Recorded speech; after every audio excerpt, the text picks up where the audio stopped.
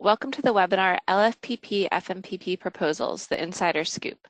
My name is Annalena Kazikis, and I'm with the Wallace Center at Winrock International, where I work with our community-based food systems team. I'm excited to be co-hosting this webinar today with the Farmers Market Coalition and the Agricultural Marketing Service Technical Assistance Program, AMSTA, at the Northeast Regional Center for Rural Development. Today's webinar offers an insider's perspective of the LFPP and FMPP grant review process. We're really excited to have members from the USDA, Farmers Market Coalition, and the Agricultural Marketing Service Technical Assistance Program on the call to offer some background on the grants and resources available to you, as well as two grant reviewers who will share tips and tricks from their experiences as both grant recipients and reviewers for you to keep in mind as you craft your proposal. Today's webinar won't be covering the specifics of the program, like allowable costs and eligibility, but there are resources available for that, such as last week's USDA webinars that will be posted to their website this week. While we do have representatives from USDA on this webinar, it is not an official USDA webinar, so please direct your technical questions to these grant-specific email addresses. Our webinar today will start with the most relevant updates to these grants from folks at the USDA, with the bulk of our time spent on hearing the inside scoop from two proposal reviewers. We'll then discuss a few resources created just for you from FMC and AMSTA, and end with ample time for Q&A. Kicking us off today are Jeff O'Hara and Duel Paez Delgado with the USDA's Agricultural Marketing Service. Jeff has been an agricultural marketing specialist with AMS since 2015 and has worked at the Union of Concerned Scientists and Chicago Climate Exchange previously. He holds a PhD in economics from the University of California at San Diego. He's joined by Duel Paez Delgado, who is the lead grants management specialist at AMS, who has over 10 years of experience providing programmatic leadership and oversight to competitive and non-competitive grant programs. Thank you both so much for joining us today. And with that, I'm going to be quiet and I'll hand it over to you. All right, thank you, Annalena, and appreciate the Wallace Center doing this for FMLPP possible applicants. So we are excited to participate and be here as well and give us a quick introduction about the FMLPP program and to highlight some of the changes that have happened in the program due to the new Farm Bill. So next slide.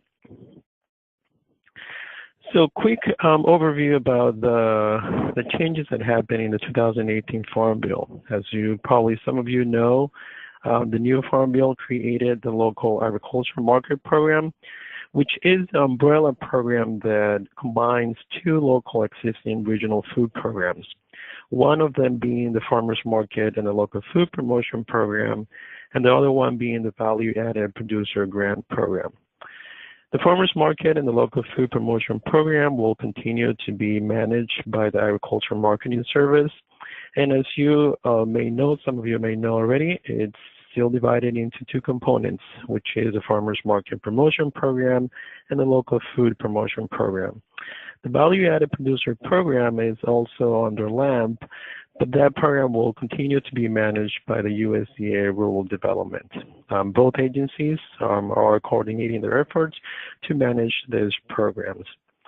The purpose of Congress to combine these two programs is to be able to ensure permanent and mandatory funding for both original programs, to help better coordinate local and regional food systems funding across agencies, and maintain the core mission and priorities and activities of each program. Okay, next slide. So for those of you who probably are new to the FMLPP program, just want to give a quick overview about the program. So FMLPP is a competitive grant program that was reauthorized by the 2018 Farm Bill as part of the new umbrella program that previously discussed called the Local Agriculture Market Program.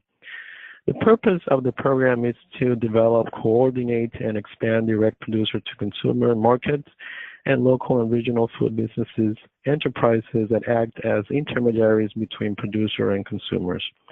This with the goal to help increase access and availability of locally and regionally produced agricultural food products. So in more simple terms, the program really helps build that connections between the farmers and the consumers. It helps create that economic opportunities for small and mid-sized family farmers, and it helps increase accessibility of fresh, healthy, and local foods to our communities across the country. Next slide. So the farmers market and the local food promotion program is divided into two components. We have the farmers market promotion program, or FMPP, and the local food promotion program, or the LFPP. So for FMPP, this is mostly for projects that help develop, coordinate, or expand direct producer to consumer marketing activities. Examples of this could be domestic farmers market, roadside stands, community-supported agricultural programs, agritourism activities, online sales, and other forms of direct marketing. For LFPP, projects must develop, coordinate, or expand local and regional food business enterprises. And when we refer to local and regional food business, they are organizations that serve as intermediaries between producers and buyers by carrying out one or more local or regional food supply chain activities, such as processing, distribution, aggregation, and storing of locally or regionally produced food products. FMLPP as a whole will award this year approximately $23 million,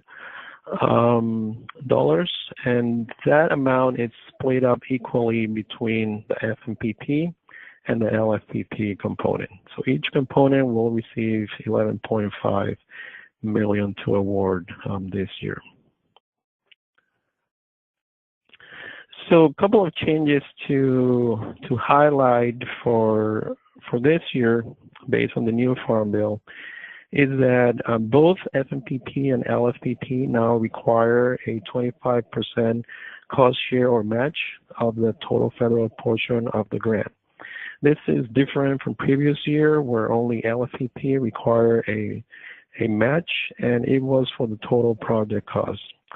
So for this year, the changes is that FMPP was added a match requirement component, and it's for the total federal portion of the grant, which should help easily calculate. Also, food councils are a new eligible entity. I'm not going to enter into specific definition of those, but you can review those in the requests for applications. Also, the Farm Bill made some changes to the list of eligible activities. Some of the newly described activities include using funds to promote new business opportunities and marketing strategies to reduce on-farm food waste. Also, to respond to changing technology needs in direct producer to consumer marketing.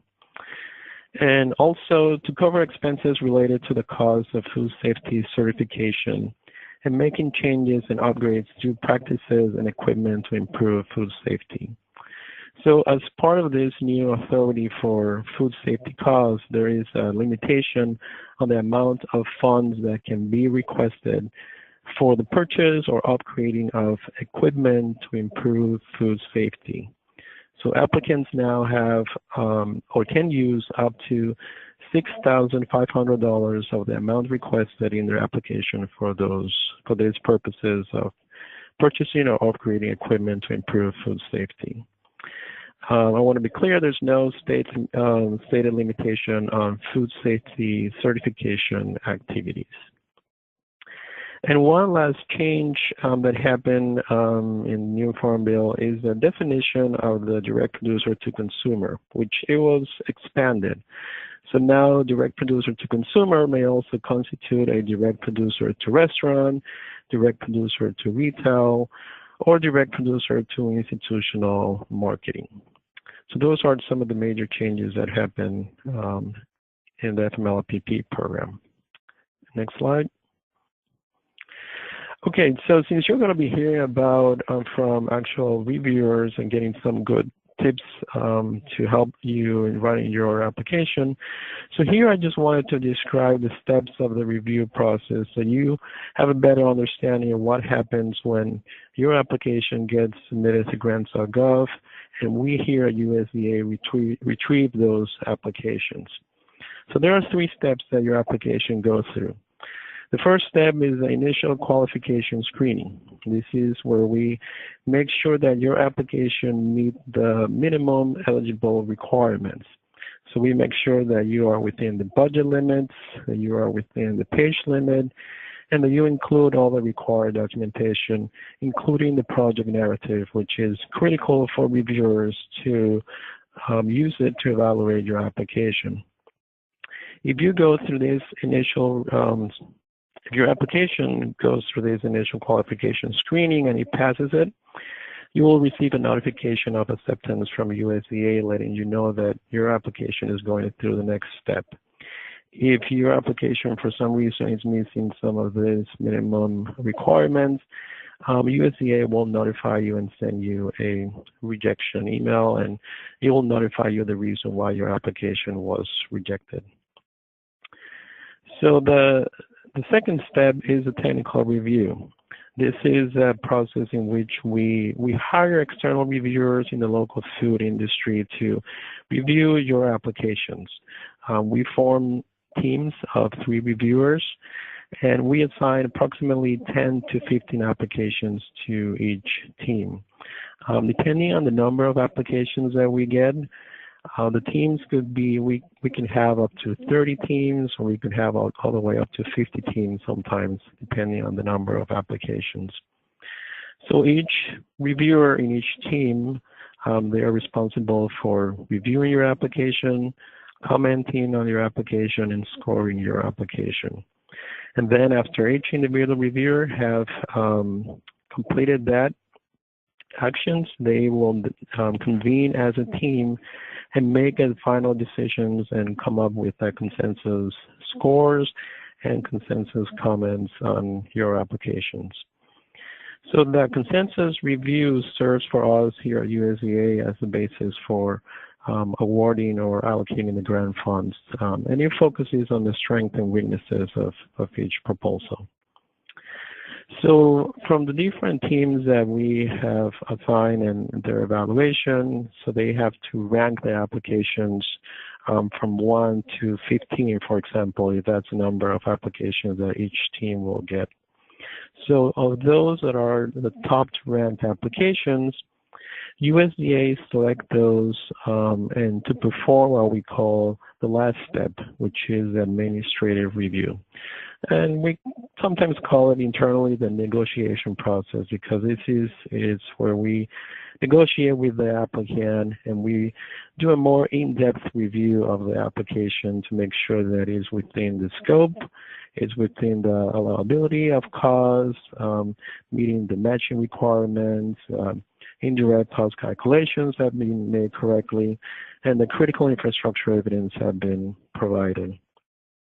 So we also consider geographic diversity and USDA priorities at the time of making the final decisions. And one last thing that we do is that we check also the organization and the ability of the organization to account for the use of federal funds, making sure that those organizations are in good standing. So those are briefly the steps that we follow. And now I'll pass it to my colleague, Jeff, who will talk about more about his division and technical assistance that they can provide. Many thanks, Joel, for that handoff, and I'll try to be fairly brief here. I know we have a lot of other speakers to get to, but just very briefly, the Marketing Services Division at the Agricultural Marketing Service. We work very closely with our Grants Division to provide technical assistance. We maintain local food directories online. We do market data analysis. We have an architect on staff that can help grantees with architectural services. We do outreach with our grantees and particularly have an event around convening that I'm going to talk about more here in a moment. Next slide, please. So, with regard to a lot of resources, we certainly would encourage people to check out the localfoodeconomics.com website. We have a number of our economic impact toolkit is up on this website, which was a big project for us a few years ago. It's a resource that helps communities evaluate the economic impacts of local food systems. We are developing an online economic impact calculator so that practitioners can use that fairly easily. And also the localfoodeconomics.com is the domain that will host our webpage and proceedings from our Direct Agricultural Marketing Summit that we undertook last year and that we're going to be undertaking this year as well. So next slide on that. Just very quick, for those of you that are either an active grantee in FMLFPP or interested in becoming an active grantee in FMLFPP, this will be a great opportunity to network, undertake peer-to-peer learning. We're also going to have curbside consulting opportunities to meet with grants management specialists one-on-one. We'll have a strong contingent of AMS staff there, and it's going to be really a summit in what is really intended to help active FMLFPPs, get more successful grants after they experience their project, but it's open to everyone. And we have a rough agenda online, and a far more detailed agenda is going to be coming online probably within the next 2 weeks. And registration is live, and there's the website is below. And just wanted to make sure that's on everyone's calendar, and feel free to send me an email afterwards if you have any further questions about it. Great, awesome. Thank you so much, Duell and Jeff. I'm so glad you guys could join us today and share with us some of the updates and the different resources that are available to everyone. So really appreciate you guys taking the time. Next up, we'll hear from our two reviewers about their experience with reviewing grants and advice that they have as you prepare your own proposals. We're joined by Kelly Crane, who is the Executive Director of the Oregon Farmers Markets Association, and Kelly has authored and co-authored 2 successful FMP grant applications and 1 successful LFPP application. She served as an LFPP reviewer in 2018 and is joined by Wes King, who's the Senior Policy Specialist at the National Sustainable Agriculture Coalition. Wes co-authored 1 successful FMPP grant and reviewed the LFPP grant applications in 2017 and was closely involved in the legislative process to reauthorize LFPP in the 2018 Farm Bill. So welcome to you both, and thank you for joining us. The floor is yours. Great. This is Wes. Thanks for having me. I'm going to start things off, but Kelly and I are going to kind of bounce back and forth because we think a lot of the information we have to share is complementary. So we thought it would be more useful and easier to follow in a little bit of a back and forth conversational kind of format rather than just me talk at you and then Kelly talk at you. So we'll see how it goes. Start off, I wanted to give some kind of overarching submission tips, and these are less to do from my vantage point as a reviewer and more just as my vantage point of somebody who's been following the program for many years, has been involved in the legislative effort, but also just examining what programs or what awards have come out each year. So just somebody who's kind of tracking the program. So first off, I would just ask a question of all of you, and this is somewhat rhetorical, but do you have a DUNS number and have you registered with SAM yet? If you have not done this yet and you plan on applying, do it now. Do not wait towards the end of the process. Do not think, oh, well, that's a real technical step. It's easy. I can do that once I've already got my narrative put together and my budget. Just please don't do that, because I've heard horror stories over the years about people who thought they had that put together or squared away and found out that in the end they did not when it came time to apply, particularly when it comes to SAM registration. That number has to be renewed every year. And sometimes people think, oh, well, mine's still up to date. It gets time to submit. They're submitting towards the last minute. Oh, no, my SAM's registration has lapsed. There's not enough time to go through everything to get it re-registered. Don't let this happen to you. It's such a bummer, and it would be a bummer for you to not get to apply and not even get to be considered through the review process because you didn't do something simple like make sure your SAM registration was up to date. speaking of timely application submission, another general tip I wanted to share: apply early if you can.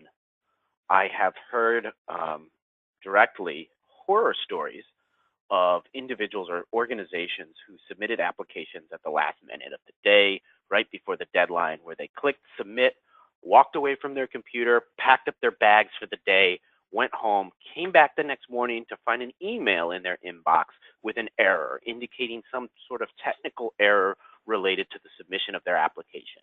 At that point, it was too late. And guess what? The USDA will not make exceptions for these situations. So please, just, if you can, apply early. It's worth it. Kelly? Great, thanks, Jeff. Or Wes, excuse me.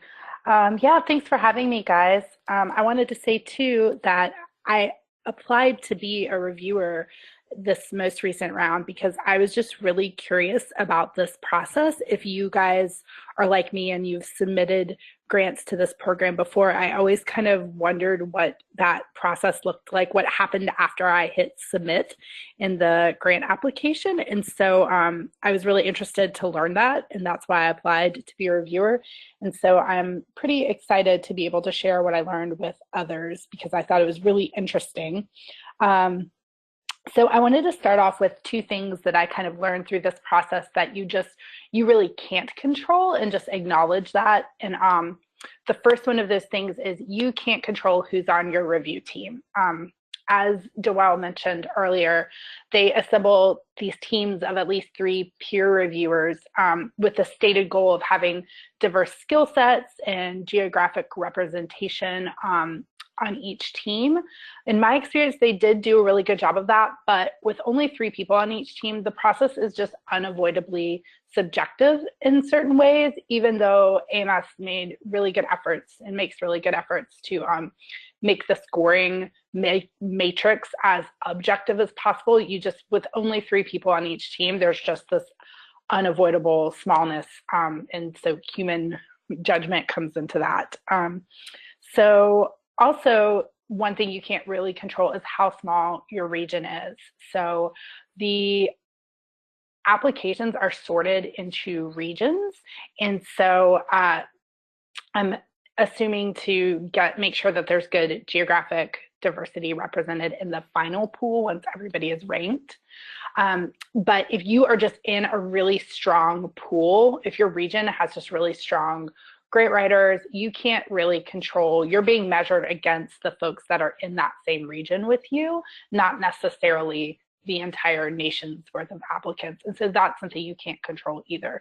So my takeaway from this is that your success just might hinge on how strong the rest of your region's applications are, or the opinions or backgrounds of your reviewers. And so if you do not get awarded one year and get some critical feedback, don't be too discouraged.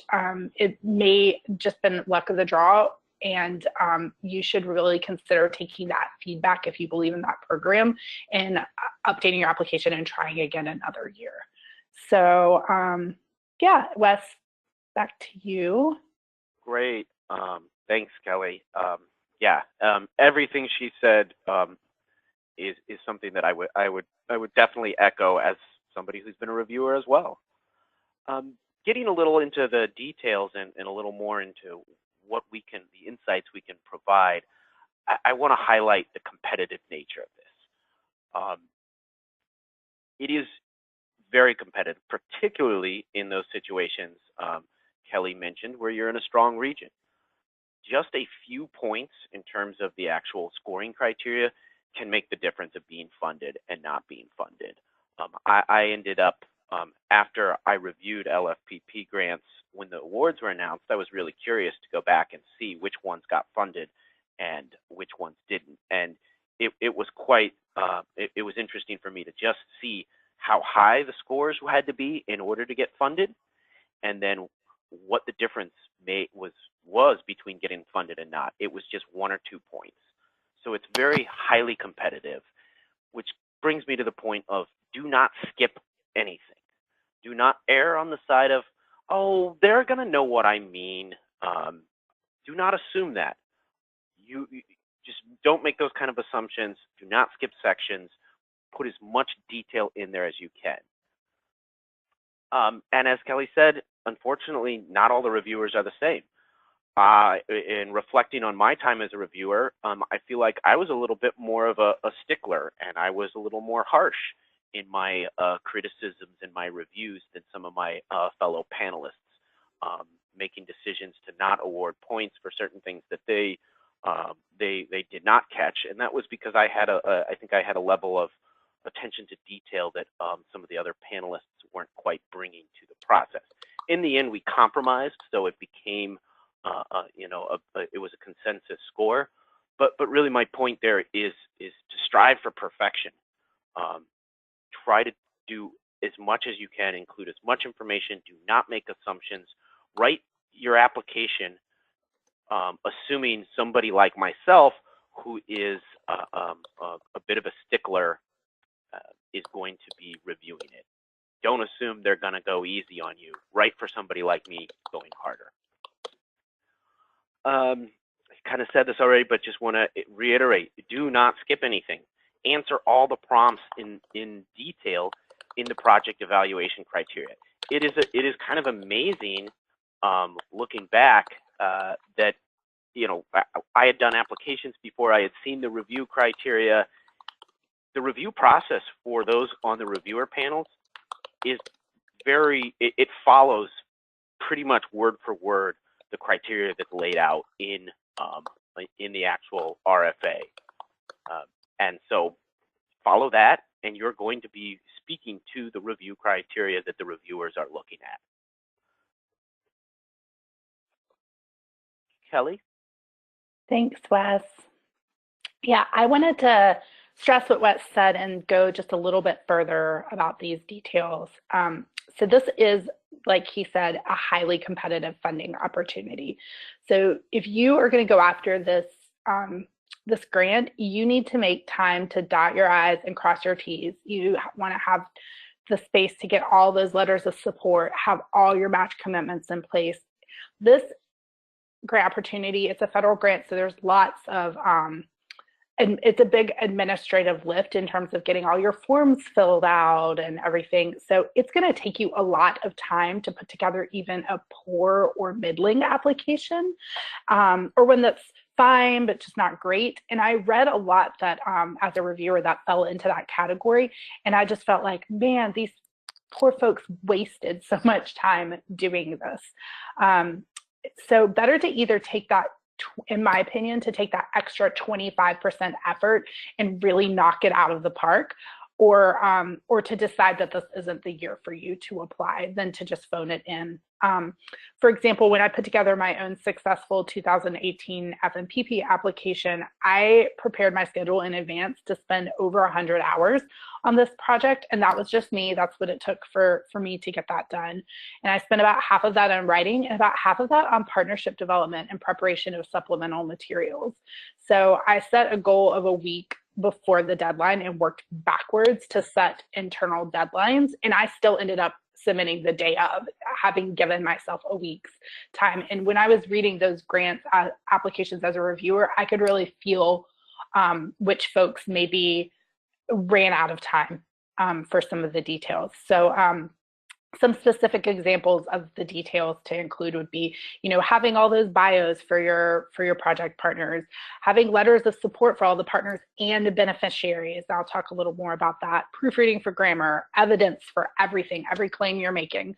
So yeah, and also I would say give a lot of thought to the scoring metrics in the RFA. They are very transparent. And when you read that request for applications and it says how those applications are going to be judged for the technical merit portions, the reviewers use that exactly as a guide to assign scores. So it's a very transparent process. So you should look at what you have in those sections and how you would score that if you were a reviewer. So kind of working backwards from that. I would say details, details, details. When in doubt, include the details somewhere. So one thing I didn't know until I served as a reviewer, and maybe this is obvious to everybody but me, but I didn't understand this, is that you can attach more attachments than the ones that are outlined in the RFA and in the application. There's a space for you to put extra attachments in. So I know that space in the actual narrative itself, I believe it's 29 pages. That space is really dear because you have to include a lot of information, and it's the place you have for making your argument. So if you need to create separate attachments for additional information, please do take advantage of that opportunity. I saw some folks who did that in really smart ways that really enhanced their applications. So I myself had ended up putting everything in the letters of support, and it turns out I could have, kind of pulled those out a little, teased those out a little. Be prepared to provide evidence for every claim you make. We get used to certain statements or assumptions being this like a given within our industry, but your peer reviewers may not even be in your industry. For example, there might be a food bank operator reviewing a farm equipment co-op request. So explain everything and cite evidence. The example I gave is, making a statement that says, given the fact that our farmer population is rapidly aging in America, I think that most folks in our industry would just be like, oh yes, of course, we all know that. But somebody who's not in your industry might be like, is that true? I don't even know. So that's the kind of thing you need to cite. One other thing that I noted was please honor the parameters given for the formatting of this funding opportunity. They're very specific about the page limits, for example, in that narrative piece. Everybody has the same amount of space to make that argument. And if you take extra space for it, I know I reviewed some applications that were like 3 or 4 pages over the page limit, and we didn't receive any guidance from AMS on how to deal with that. And so independently, my entire team, when we got together to do the consensus review, we discovered that all of us had just decided not to score any of the sections that were past the page limit because we didn't think it was fair to other applicants. And so that can really hurt you. So just really be sure to honor that. I don't know how other teams handled it, but that's how we chose to handle it. And it hurt some applicants in their scoring. I wanted to say too, do not feel like you have to reinvent the wheel with your project. Innovation is awesome, but so is expansion of proven strategies, especially if you can show why that's why it's timely, needed, important for your population or your area or region. Innovation also, if you think you have an entirely new project, that's great too. You just need to, whatever it is, provide evidence. So tons of evidence to support the need for your project, the opportunity that lies there, and that your strategy that you're proposing for addressing it is likely to be effective. So just, supporting evidence all the way. I also noticed one thing too is that I found that the most successful applications were, tight and deep rather than broad and wide. So with a funding opportunity this big, some people tend to kind of throw the kitchen sink at a project, and that didn't feel like a successful strategy. Those proposals seemed a little all over the place. I think too, when folks are trying to make a match, sometimes there's a temptation to kind of loosely attach a project you already have funding for and make this kind of argument that they're connected when really they kind of aren't. And that was really obvious, at least to my review team, when people were trying to do that. So better to make a smaller ask, or just even as long as the budget reflects the actual impact of the program. So, a broad impact for a lot of people, are really, really, really narrow impact and deep for a lot of folks, but really focused projects were a lot more successful than folks that try to pull too many things together. Another thing that I thought was really important in my group was stakeholder buy-in. A combo of data and research plus anecdotal testimonials is a really powerful cocktail. So top-down projects with little or no evidence of stakeholder buy-in were not popular with my group in particular, although I can't really speak for other groups. So if you say your project is needed by a group you are a part of or that you serve, you would be best served to have some sort of survey or research data to support that claim, as well as a sizable number of letters of support to back it up. So for example, again, referencing the FMPP grant we were recently awarded, we had lots of letters of support and they were very detailed. Our LOS packet was 33 pages long. We had, 5 from all of our participating farmers markets, letters from our congressional delegation, letters from our State Department of Ag, letters of commitment from all of our key TA providers and contractors, and quotes for all of the budget items. So we had a lot of supporting evidence, and evidence that there was buy-in at all levels, from the top all the way down to the impacted community. So, and the successful applications I reviewed as a reviewer also had those qualities. There was evidence of need and there was evidence of support. Yeah, I will turn this back over to Wes now for to talk a little bit about technical merit and feasibility. Thanks, Kelly. And I also kind of wanted to just echo some of your statements. As you said, a few of the things, well, for my review panel, I don't know how it was for other review panels. And I will say absolutely for stakeholder buy-in, having that documentation, that mattered a lot to our review committee. And we looked for that, looked for those. And if you didn't have them, we noticed. I also would really, I love your statement about being tight and deep. I think there's a tendency to want to think about, how do I do this big, super flashy, cool, innovative project, when in reality, what I think to me stood out the most were those tight but deep applications that had identified real needs, had clear objectives, and had clear strategies for how they were going to achieve those objectives. And they may not have been the big project that was going to do everything and anything, but it was clear and impactful, and they had really sound reasoning in terms of why the project would make a difference. But yeah, to kind of in this same vein of things, in terms of technical merit and feasibility, be realistic. While you made a statement and I made a statement about how don't make assumptions about reviewers, and they may know when you just say, hey, everybody knows that the average farmer is this age, and everybody may not know that. While that is an important point, another important point is that a lot of the reviewers do have some fairly extensive knowledge when it comes to the field of local and regional food systems. Be realistic with what you're proposing and what is feasible. As being individuals with some extensive knowledge about the food system, I remember several proposals that, in my opinion, had overly rosy or unrealistic timelines and expectations that I noticed. They stood out to me. They may not have stood out to some reviewers or to somebody without the kind of deep level of knowledge that I have when it comes to local and regional food systems, but they stood out to me, and I ended up, docking points as a result of what I thought were unrealistic objectives. And I think that's important for timelines as well. Be realistic.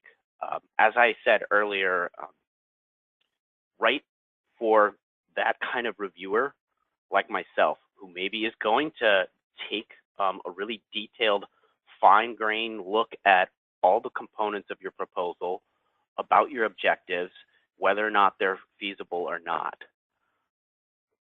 For example, one of the things that, or sort of an example, one of the proposals I remember reviewing was they talked about how they were going to reach a certain number of stakeholders. They had some metrics about they were going to reach a certain amount of farmers and consumers who, as somebody who had worked on food systems issues in that same geography, I looked at that and I said, there's no way you're going to. They haven't done their due diligence. They do not know really the nature of the population that they're trying to engage with.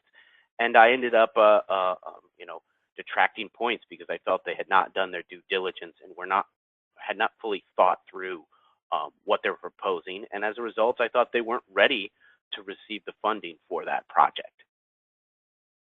Kelly? Yeah, thanks, Wes. Another thing that we wanted to note to you guys is that felt that credibility is really key for this too. Those key partners, the key partners section in the grant, I think is really important. And so, for example, for our own grant this year, we recruited the involvement of higher ed faculty and embedded this like semi-third party evaluation component to our grant. And if your grant is of a certain size, that becomes, that third party or somewhat third party evaluation component becomes really important, I think, or can be. And so we received reviewer feedback for our own application that said that lent a lot of credibility to have the higher ed faculty that involved in measuring and supporting this program. Again, if you're writing a really small grant application for one farmer's market, like maybe that isn't necessary, but regardless, the people supporting your program should be credible. You should provide evidence that they are bringing expertise that's needed to the project. And it should, just like the budget, the amount of people involved and their skill set should be right-sized for that project so that your reviewers can read your project and read the team that you have assembled for that project and say, yes, these are definitely people who can get this job done. So I would just suggest reaching out to your to higher ed faculty if you are interested in something like that, because they are always looking for research projects, and we'd be really happy to have people help collect data in those situations. But it also helped us craft our performance metrics. And so a lot of reviewers do get into those performance metrics, like Wes said, and be like, there's no way you're going to reach this many people, or that this percentage of your population is going to be impacted. So it helped us to have faculty members help us craft realistic, measurable metrics. The other thing I was going to say regarding budget is just be sure that your match is real. The reviewers are likely to know. There's likely somebody on your review team who is a very knowledgeable project-based grant writer and is going to be able to kind of sniff it out if you've kind of tacked on some loosely related projects to inflate the match percentage that you can bring in. If you really can't come up with a match, it's better to either scale back your ask or maybe even find a different funding opportunity, because again, this is a really heavy lift to put together this application. So the peer reviewers we weren't asked to calculate or verify the matching funds per se, but we were asked to review the budget, and we did take notice, and it mattered in how we rated your budget section for being like realistic for the project. So yeah, there's usually projects are capable of being scaled back somewhat to make sure that your match really does cover the required percentage. And I think Wes had some more he wanted to share about fiscal plans as well.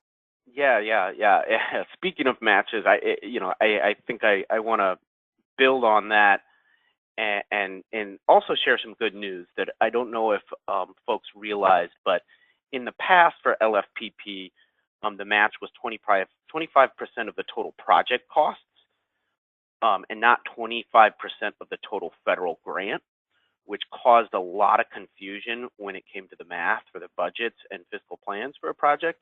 And in fact, many applications I reviewed, even though, as Kelly said, we were not necessarily instructed to calculate and check the math, I did always.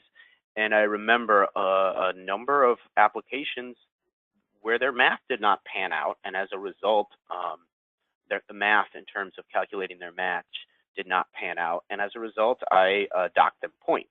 The good news is, though, that now, due to changes in the Farm Bill, that 25% is 25% of the total federal grant, not 25% of the project. So that makes the calculation a little more straightforward and easier to handle. But the point buried in there stays, and that is make sure your math pans out. Double check it, triple check it. Have somebody else take a look at it to make sure it works out. Like I was saying on the match, I reviewed your budgets. I reviewed the fiscal plans. I had experience running budgets and doing program work myself and being part of teams writing grants. So I knew what I was looking at, and I made sure the math, it worked out. The math wasn't poor math. That there was correct calculations involved, and if there wasn't, you definitely got docked points from me and my team. And it's just, those are the kind of details, as Kelly was saying, we were saying earlier, details. They matter. Don't cut corners. Make sure you carry the two, whatever it may actually be, not carrying the two, and don't skimp. And again, I said this before: write your proposal and your fiscal plans with a tough reviewer in mind. I think that's all from Kelly and I.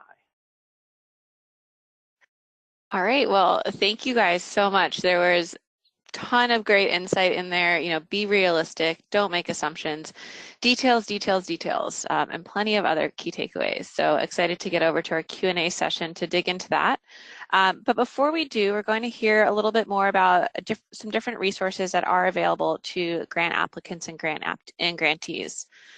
We'll first hear from Ben Feldman, the Interim Executive Director at Farmers Market Coalition, which is a national nonprofit dedicated to strengthening farmers markets across the United States so that they can serve as community assets while providing real income opportunities for farmers. He'll be joined in the Q&A session by Dar Walnick, Senior Advisor, and Marion Weaver, Metrics Program Manager. Following FMC, we'll hear from Sarah Rocker, one of the National Program Coordinators with AMSTA, which provides support to LFPP and FMPP recipients through a resource portal database, peer-to-peer networking, live webinars, and one-on-one technical assistance and mentorship. She'll be joined by Brian Moyer, another one of the National Program Coordinators, during the Q&A session. So Ben, I'll let you kick us off. Great, thank you, Annalena. Again, my name is Ben Feldman. I'm the Interim Executive Director for the Farmers Market Coalition. And as Annalena mentioned, Dar Wolnick and Marion Weaver are on the line today with us. So when we get to the question and answer session, they'll jump in. We're happy to be on the webinar today. As a little bit of additional information about Farmers Market Coalition, we are the only national organization advancing the needs of farmers market operators with about 1,600 members representing 4,500 farmers markets. And our mission is to strengthen farmers markets for the benefit of farmers, shoppers, and communities. We've spent the last approximately decade researching the best way for farmers markets to collect data in order to show their impacts and build stronger educational campaigns. We've also been at the forefront of building the culture of data collection at farmers markets. And one of our outcomes out of this effort, is our farmers market metrics, which empowers market operators to collect and share market impacts. And next slide, please.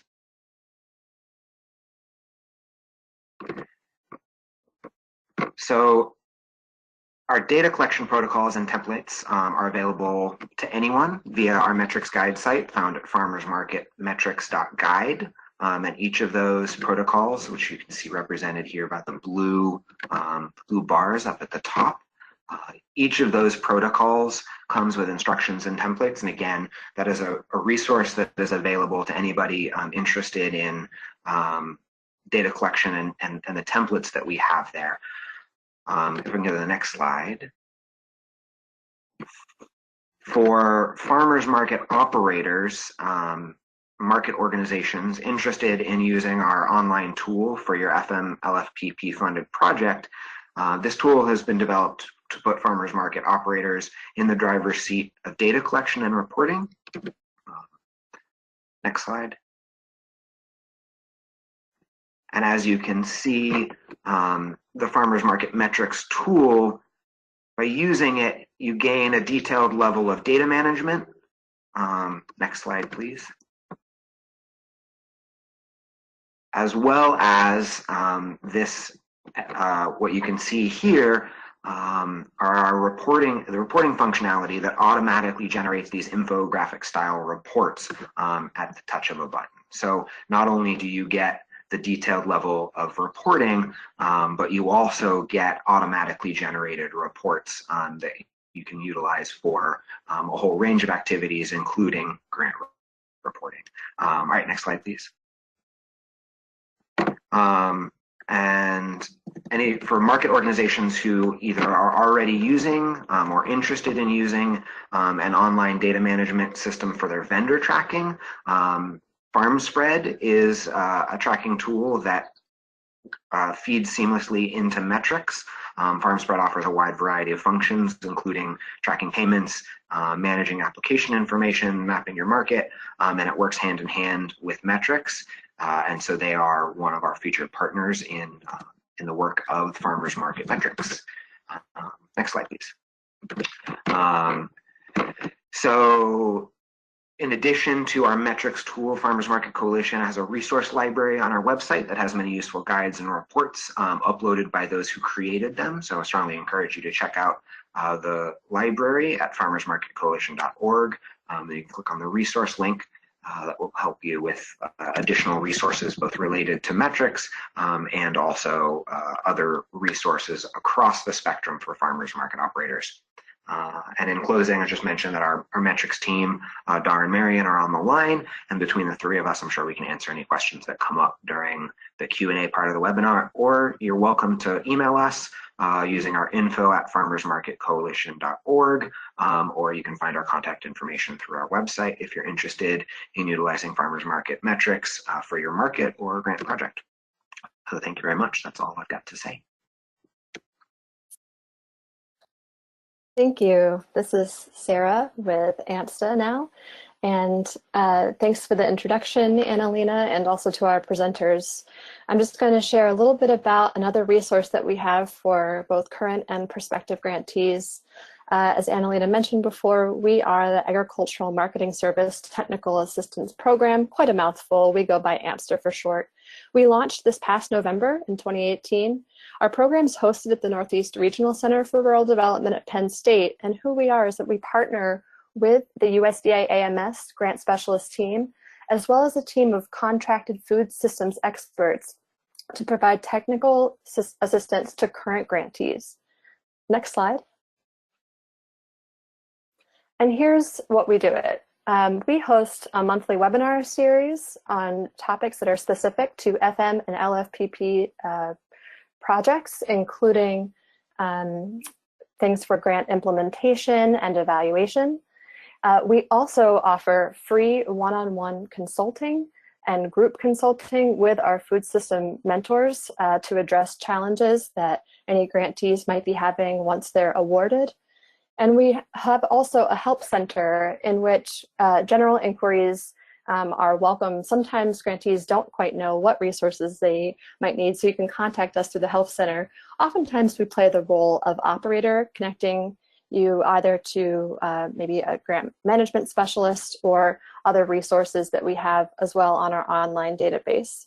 All of this information is on our home website, which we call the Resource Portal and Support Network, of which that website link is down below. And next slide there. Thanks, Jeff. And we just wanted to show, even though we're rounding the 7th month of this programming and most of our live webinars are already past, this website hosts all of this content recorded. And so here's just some of the topics that we've covered over the past 7 months.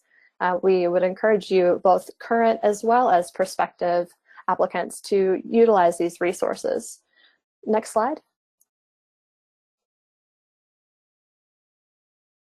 We also just want to share one other component of our programming that we're quite excited about, and this is a partnership with the Wallace Center's Food Systems Leadership Network platform.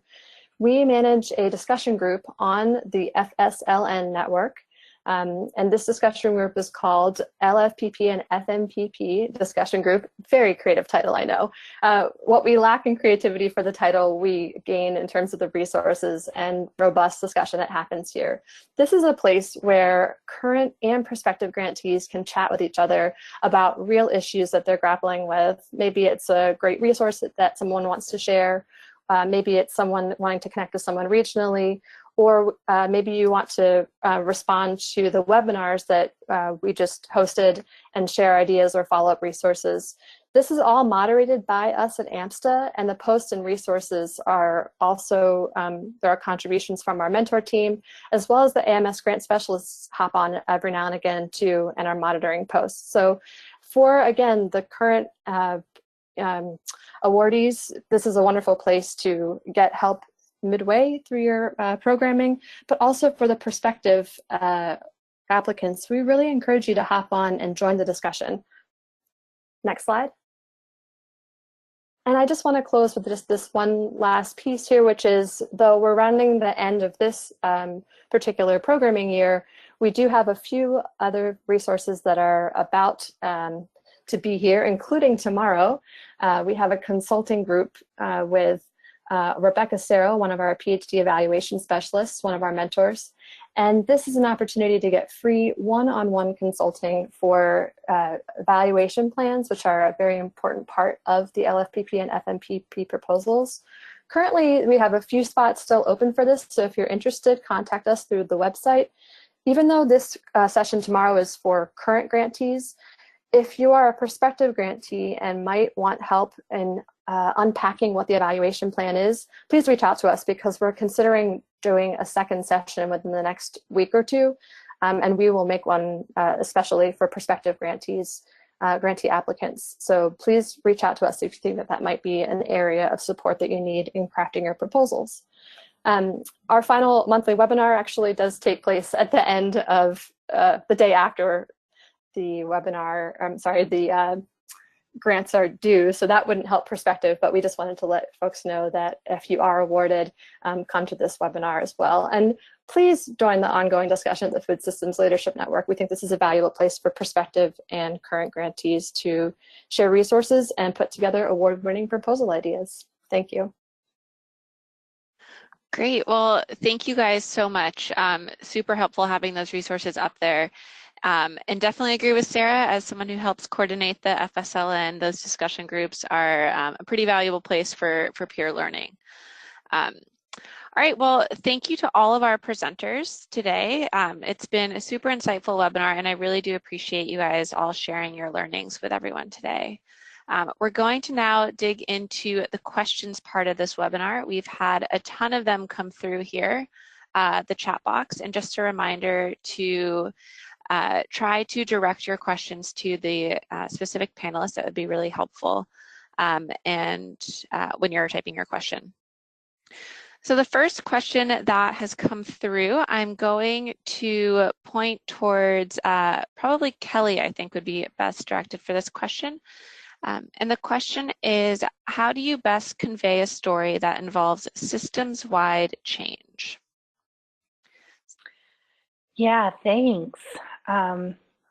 So I would say this is a great question, because the best projects are going to advance the food system in some way, right? Even if it's building off of something that's been done before. I would say, like any other proposal, you just need to establish evidence of need for this, and to design an approach that you can argue and support that is likely to succeed, or at least measure something and provide valuable information for other food system operators. So I think if it's a good proposal and you feel that there is a food system need for it, that is probably based on some sort of evidence that you have access to or your professional experience.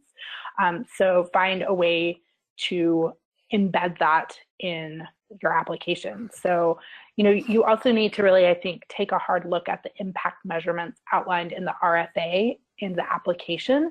There are certain, there's a set of metrics that you have to answer that are standard for everybody. And then there's a separate section where you can propose your own additional metrics, not instead of, but in addition to. So I think you probably would need to give some thought to say, is this a good fit for this program?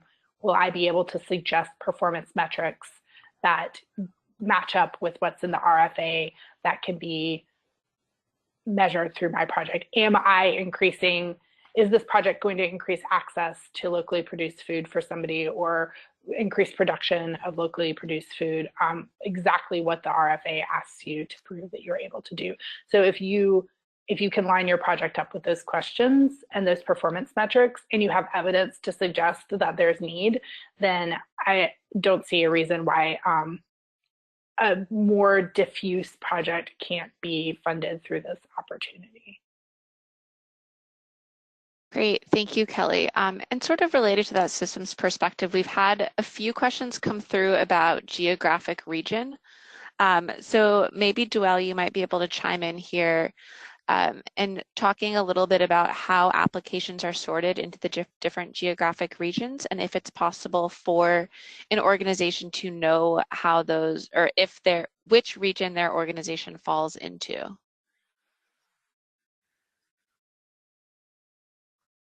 Duell, would you mind maybe unmuting? Do you think you could answer that question?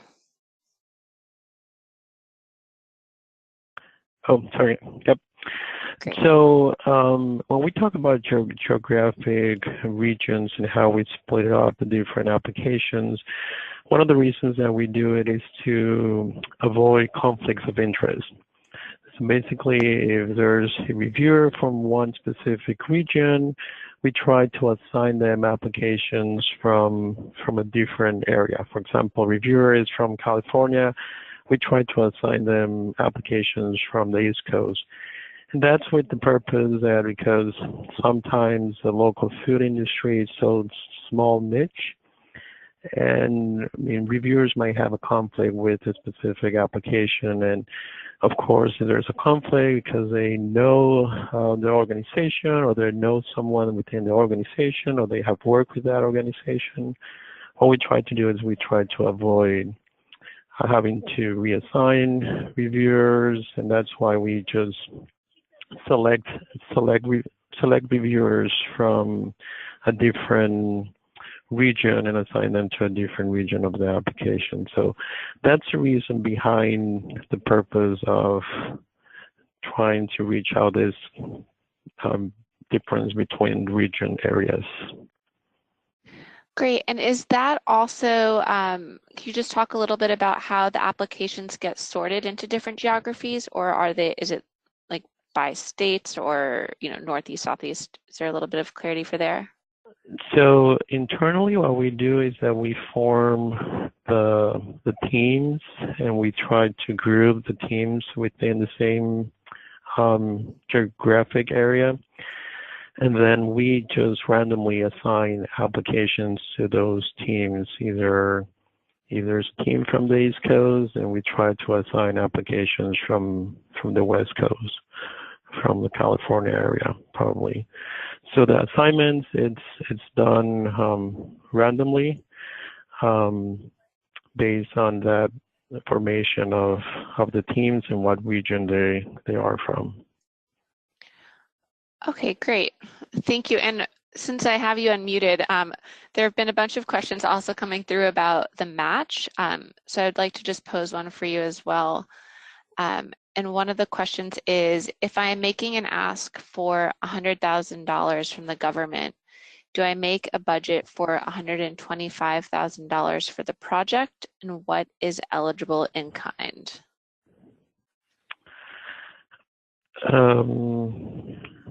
So the question is, what is eligible for match?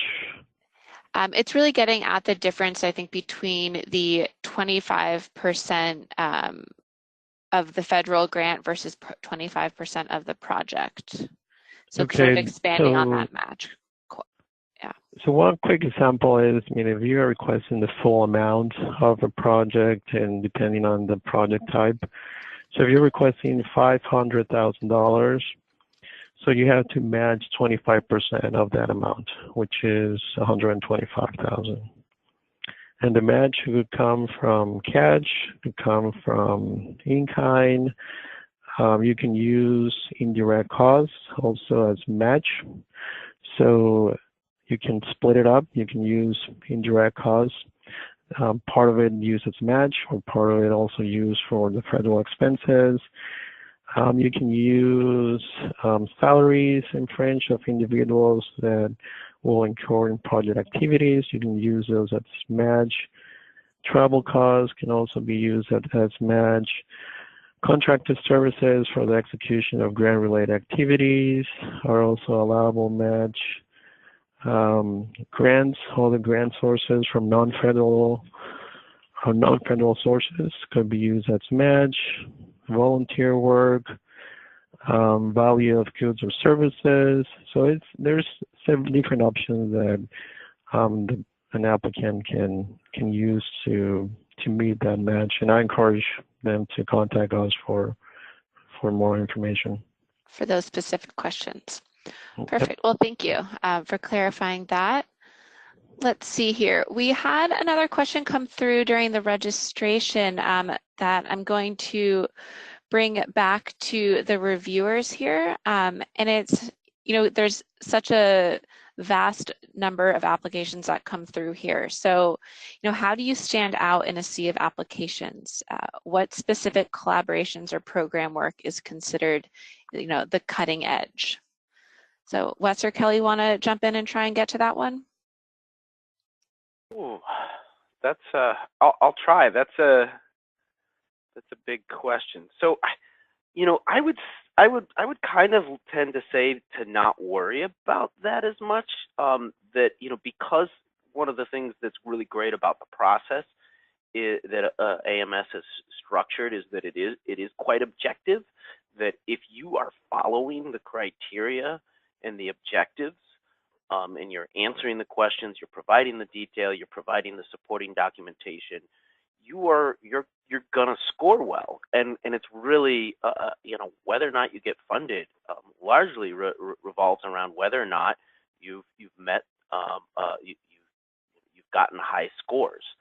I would also kind of go back to some of the comments that Kelly and I mentioned earlier about that sometimes that it's not the flashy, innovative project. It's the discrete, small project that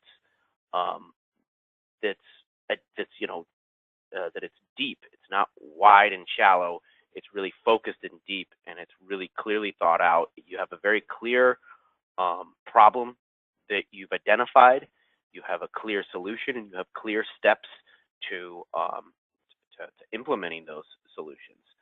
I can't remember all the proposals I reviewed, but me as somebody who's been in this world, been doing this work for almost 10 years, I actually got more excited about the projects that to me had really clearly identified a discrete problem and had a good solution. Sometimes they were creative, but I don't know if really they were ever cutting edge.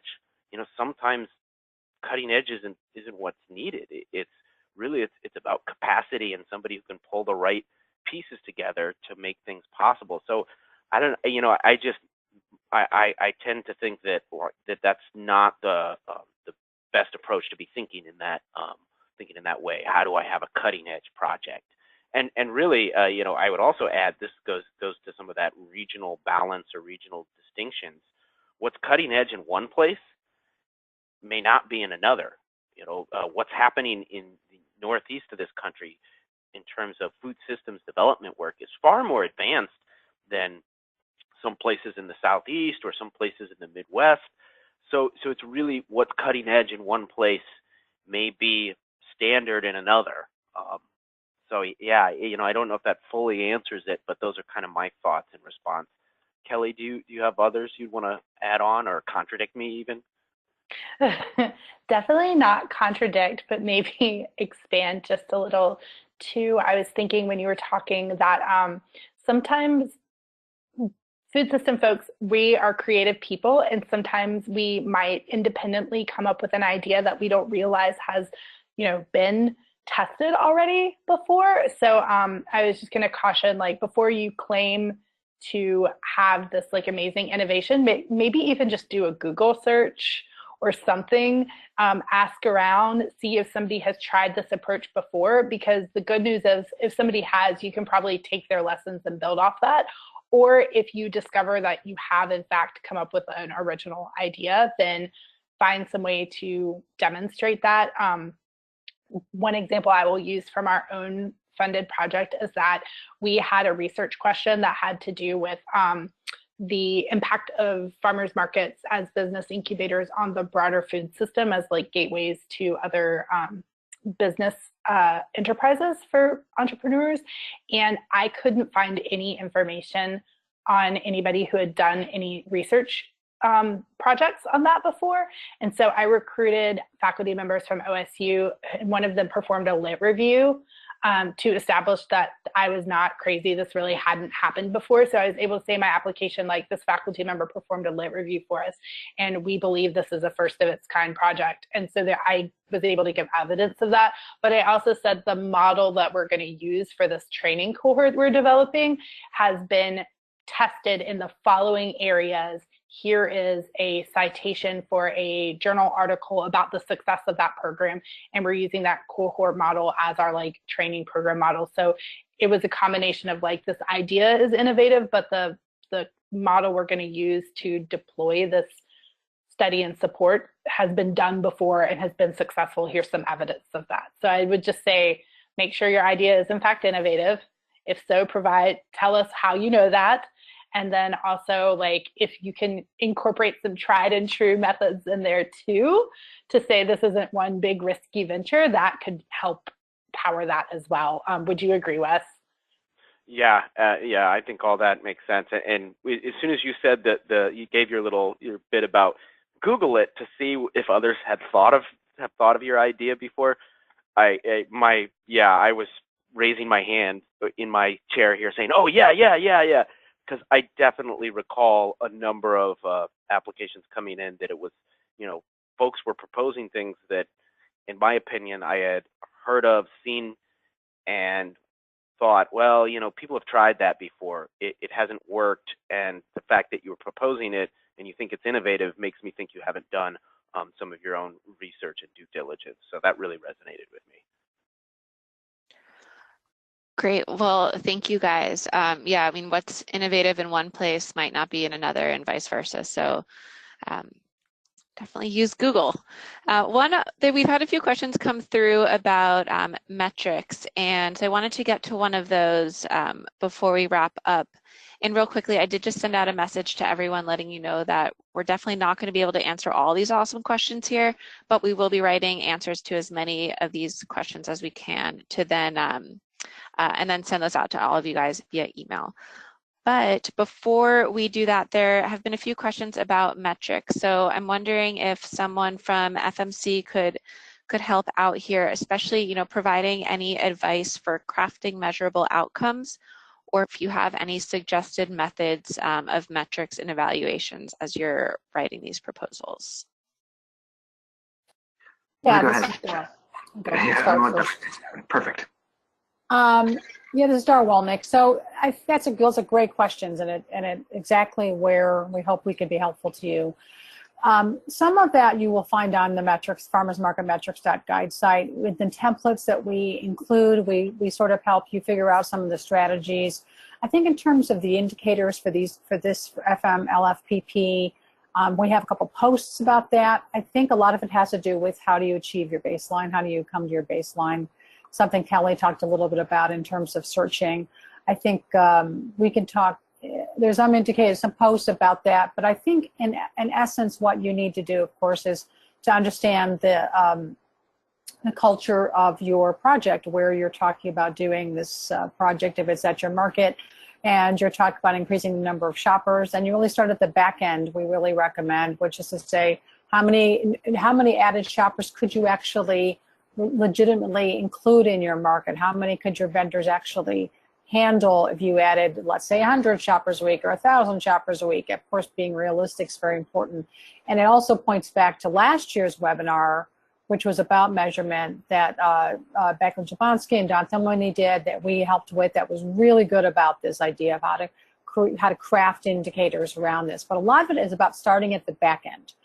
What is the goal of your project in terms of your market, in terms of added shoppers or added attendance or added sales, and then working your way back through that. And you'll find some of those resources on our FMC site and on our metrics guide site. And as Ben said, we're happy to talk with people via email too, if we can be of help that way. Great. Well, we are just at time, so I want to be respectful of everyone's time here. And thank you all so much. I hate to have to cut us short. But thank you for joining us today, everyone on the call, and for our presenters for sharing your insights, your knowledge, all the learnings from your different roles in this food system. So thank you all so much.